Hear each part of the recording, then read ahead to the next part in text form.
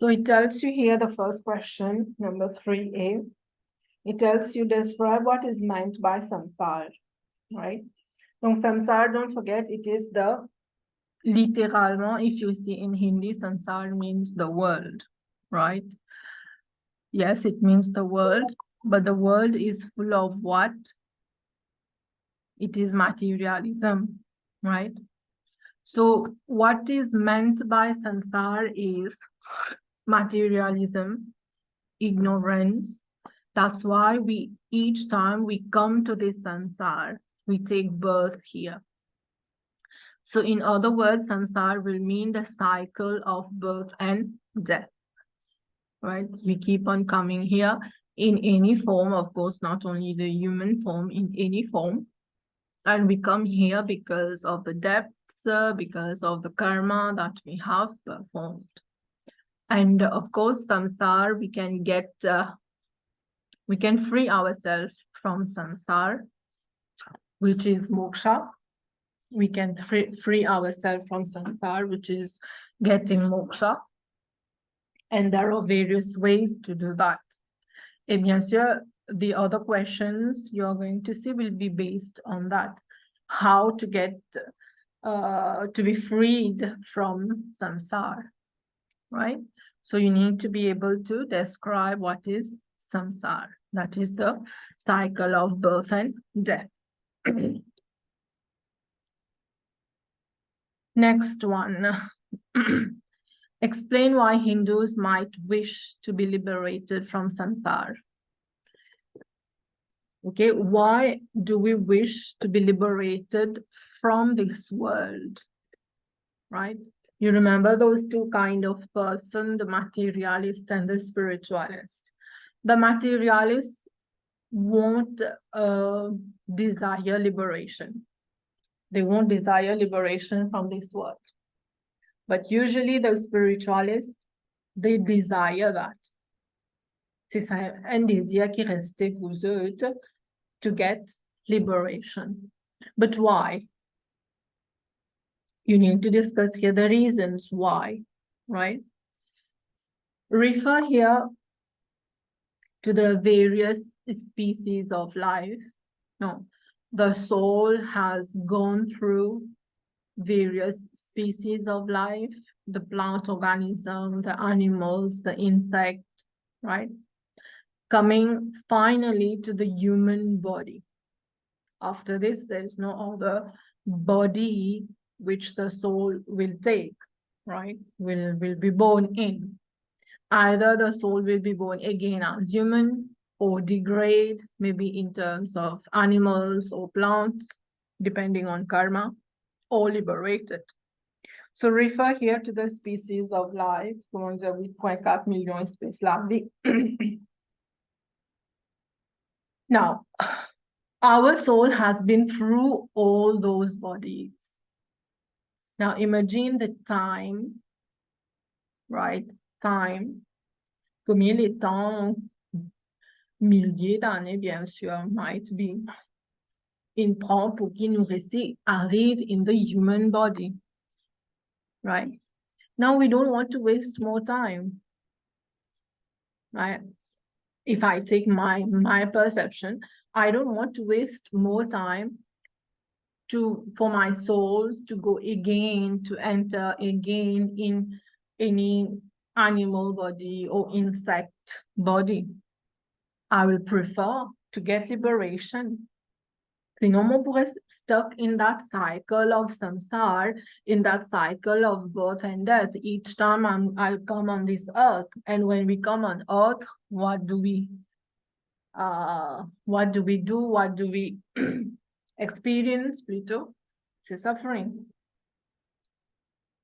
So we don't want suffering, right? We don't want suffering. We don't want to suffer. You imagine next lifetime, let's say we come as humans again, next lifetime, we have to go through all these things again. Nos enfants, nous grandis, adults, getting married, then the old age, and then death, and then this will continue life, no?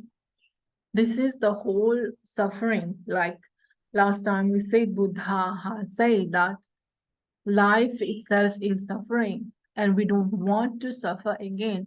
So it's better that we are liberated. Yes, so it's not easy to get liberation. As easy to say, but it's not easy to get liberation. But yeah, we need to work for it. Nothing is easy to get, no? We have to work for it, right? So you give your explanations why Hindus might wish to get liberation, right? So if you've seen the marking scheme referring to Buddha, the suffering that we have to go through, no, we grow, we become old, tout ça là, c'est une souffrance, no? We don't want to leave that again. So it's better to not to reborn at the end and to be liberated, right? So seeing the next question.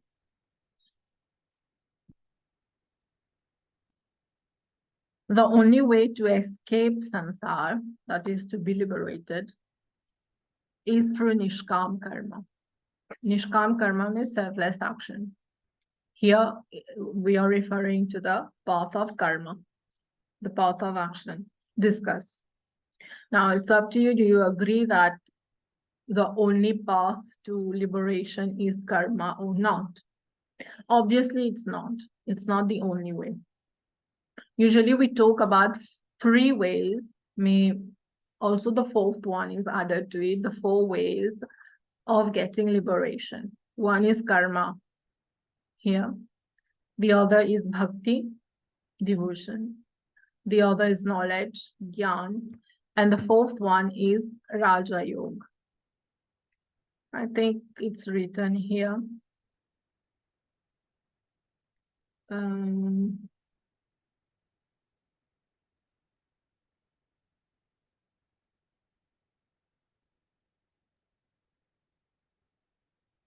I guess I saw that somewhere. Well, whatever. So these are the 4 ways to get liberation. 4 ways to moksha. The jnana, that is knowledge, the bhakti, the karma, and the Raja Yoga. The Raja Yoga is the path of meditation. In a certain school of thought, there are seulement 3. Gyan, bhakti, and karma. Sa meditation aspect là, included dans Gyan. If not, you can say there are 4 ways to get moksha, right? Gyan, knowledge, bhakti, devotion, karma, action, Raja Yoga, that is meditation, right? The 4 ways to get moksha. Now, the question is nishkam karma the way to get moksha? You have to discuss. Yes, it is one way to get moksha. If we take the example of Arjun, the warrior, his way to get moksha is the karma yoga. Because he has such a temperament, he has such qualities, qualities, that he has to walk on the path of karma to go to reach moksha, right? Now, a person who is meditative, is very calm, peaceful, like doing meditation, lipena and temperament of a warrior. Lipa Pukapa peut-être marche on the karma yoga. Fully the easiest way will be the Raja Yoga, the Jnana and Raja Yoga. For some people, Jnana Yoga is the best way. You can take the example of Uddhav. Uddhav was the friend of Krishna. Uddhav, fully the way to God, c'était Gyan, c'était knowledge, right? But of course, it's not about just reading the scriptures. Quand on finit lire scripture, là, what is more important is putting into practice, right? Donc, for some people, the Gyan, for example, Uddhav, like karma, you can take the example of Arjun, right? And bhakti, we have many examples like Mirabai, no? We have Radha herself, right? Hanuman can be a very good example, right? So the point here is a person has different gun, no? Different qualities, what we call the gun, which are the sattva, the rajas, and the tamas, right? So based on that, that is one element qui vous détermine la personne qui chemin il prend, right? Based on those qualities, on those temperaments, the person chooses the path to moksha. Now, is it possible that a person chooses more than one path to moksha? Yes, it is possible, right? It is possible. It's not that les marche seulement en the karma yoga. Non, peut-être les faire bhakti aussi, right? If you refer to Tulsidas, I put it here.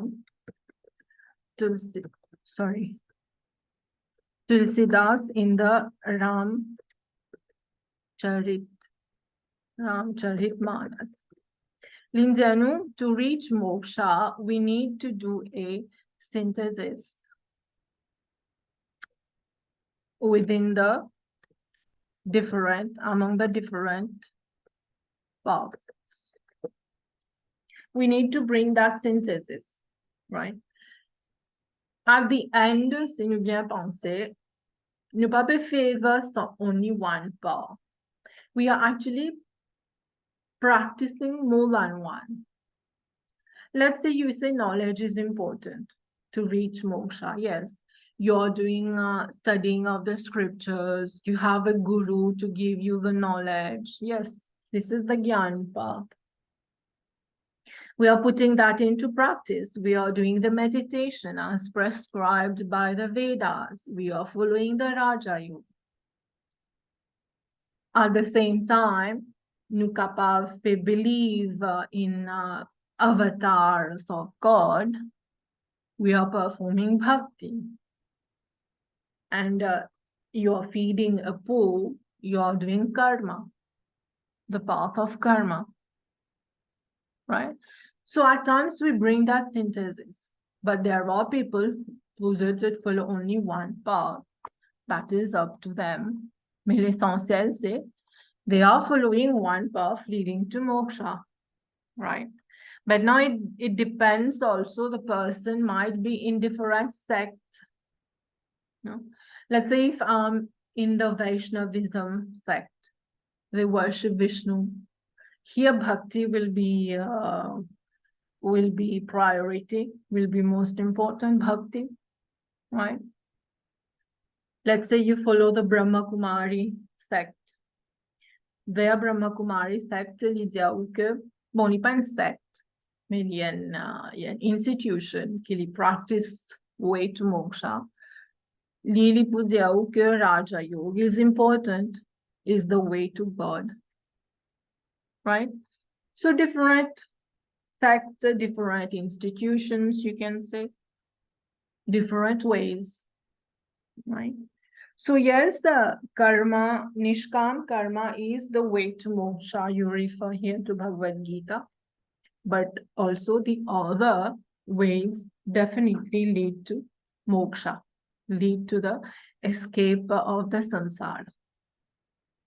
And please add that also, in Kali Yuga, we are living in Kali Yuga. The easiest way to moksha is bhakti. This has been stated by all saints.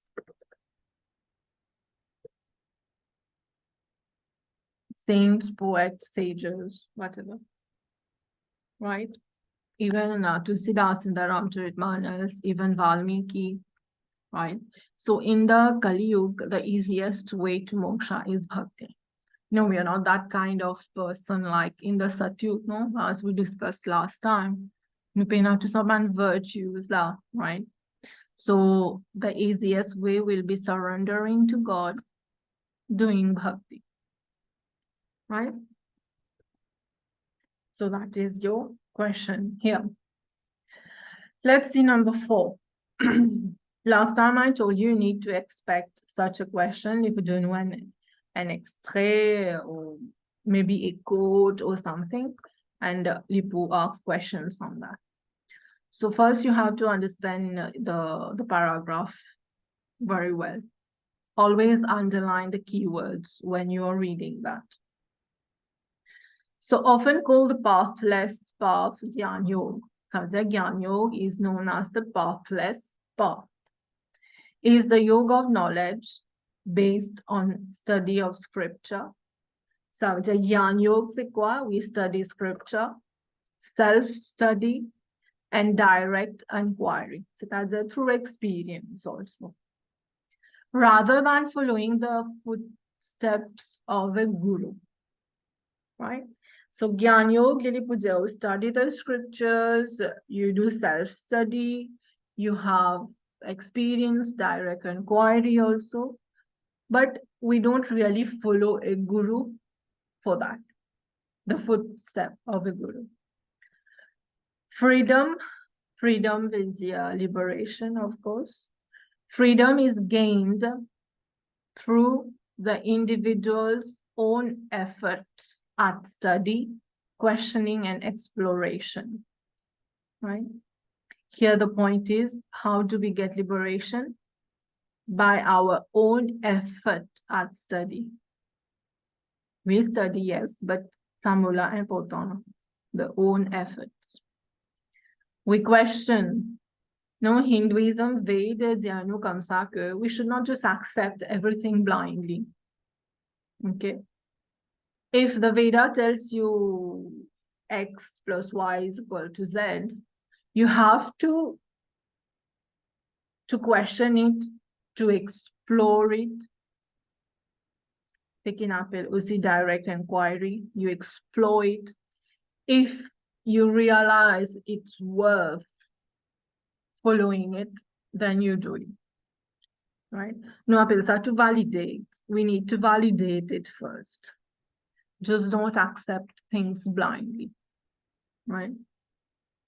Buddha also had put a lot of stress on that we should not follow things blindly. Likava, a very good thing, huh? It can be, but what is good for you might not be good for me, you know? So we might be working differently, but yes, towards the same goal. Donc, how to get freedom? Efforts at study, questioning, exploration, through which the yogi ultimately achieves the ability to distinguish between real and the unreal. What is real? What is unreal? Normalement, si vous pouvez trouver, and let's say you have a bottle of water in front of you, you will say it's real, fairly real. Because you can see with the eyes, no, you can touch that with your hands, you can drink the water in it. You will say it's real, but in fact it is unreal. No, appelle ça unreal, right? Let's put it that way. The creation that we find around us, we can see around us, the unreal, the ephemeral, the temporary, you can call it that way also, temporary. That's why we call that unreal, because it will be destroyed. It will be destroyed sooner or later. But what is that real thing which is eternal, which is genuine? And it is, of course, Brahman. Nothing apart from Brahman, which is the real. So when you have knowledge, when we have knowledge, ou bien any path, we choose, but dans question-là, il include knowledge. When we have knowledge, we follow the path of knowledge. What happened? We are able to discriminate between real and unreal. right? Ça veut dire I'm able to detach from this unreal world, from this illusion, from this Maya. And I'm able to know the real, the Brahman. I get closer to the Brahman, right?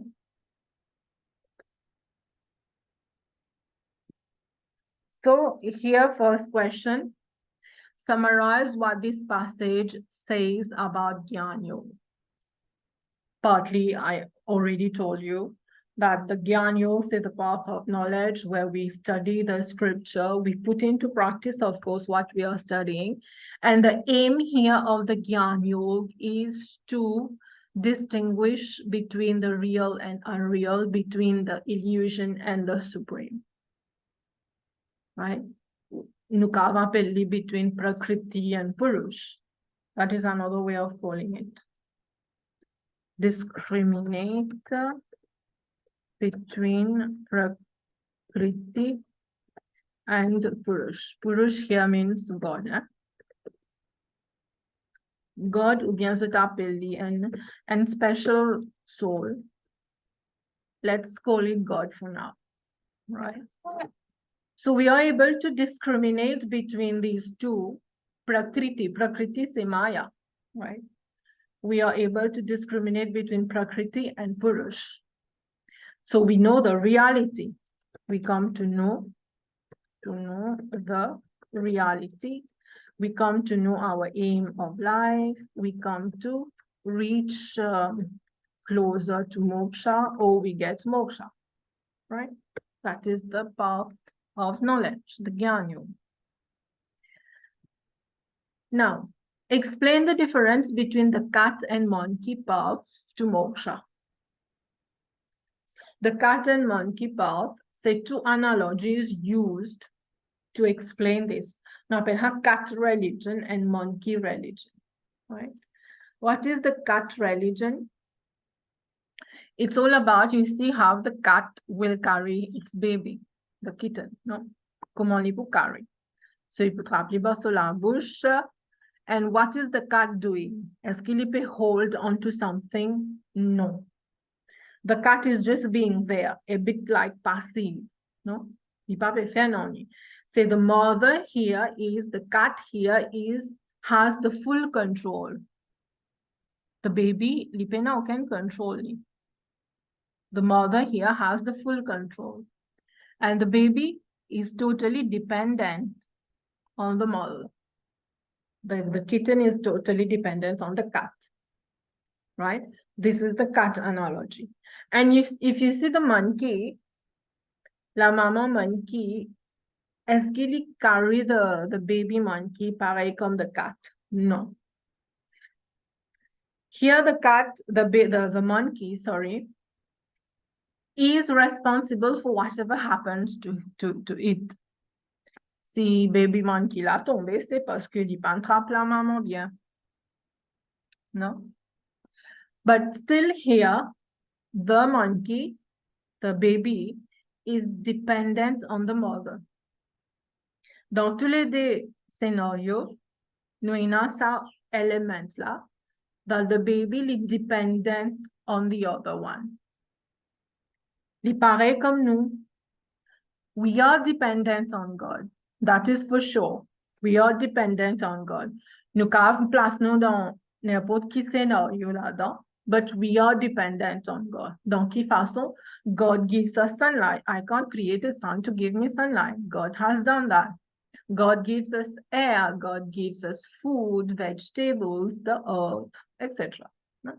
We are dependent on, right? But here comes the difference. Here, the kitten here, li passive, li surrender completely to the mother, right? This is the cat religion, where the believer is totally dependent on God for salvation. Lili peut dire que the believer dire que c'est God qui peut donner ma salvation. Right? Dependent on that. For example, one one important sect qui vient là-dedans, c'est Vaishnavism, right? They are totally dependent on God. God will give them moksha. Also Shaivism also, right? Here what is important, say bhakti. Bhakti is the essence here. I put it here. The ninth form of devotion is Atma Nivedana. Nivedanam. Atma Nivedana means self-surrender. We surrender completely to God. God will decide qu'il est pour faire avec moi. Will give me moksha or not. Right?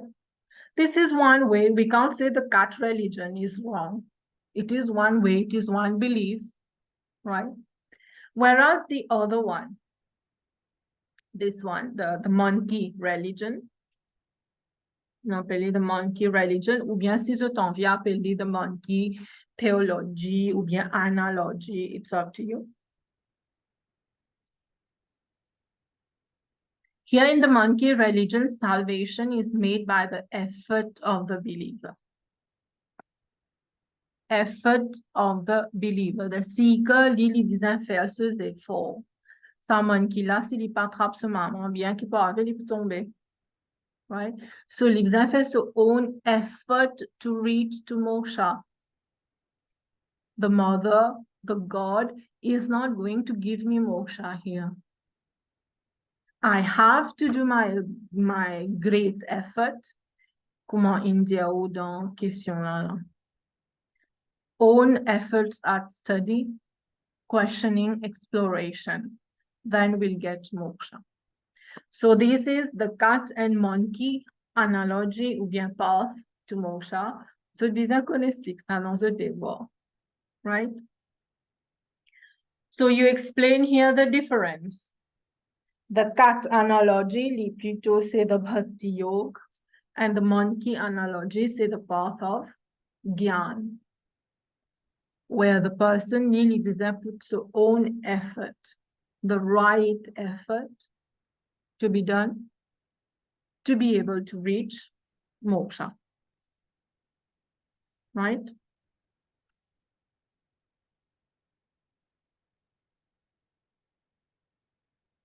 Do read that this marking scheme once, right? So the cat analogy is not limited to Vaishnava tradition, only partly the Vaishnava tradition. Like here, the Bhagavad Puran portrays a number of beings being freed from samsara by the grace of God. That is, Krishna gives the grace, and through the grace, they are liberated. Okay, so they depend on God, right? Whereas in the monkey school, or the monkey way of life, the seeker really faces their own effort, requires effort. It can be in any way. Des fois là capable dans n'importe quelle façon. Whether it is the dharmic way, it is knowledge, it is puja, anyway, but it's not dependent on what God will give me, I'll accept that. No. Right? It's pas comme ça.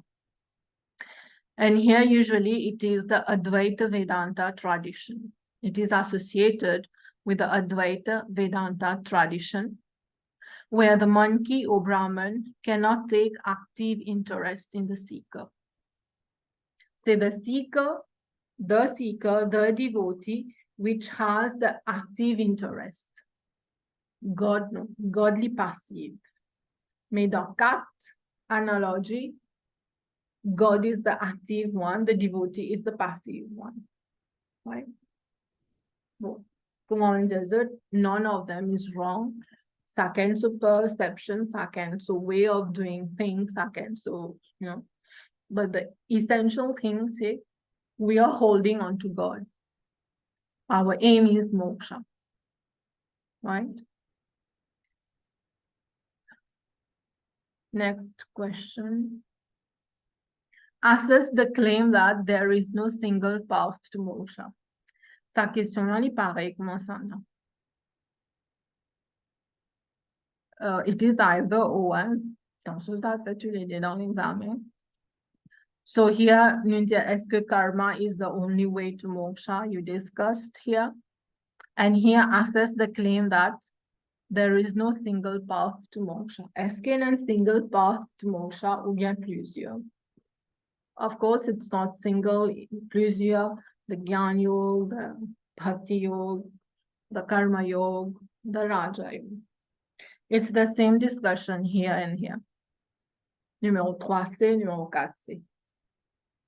Right?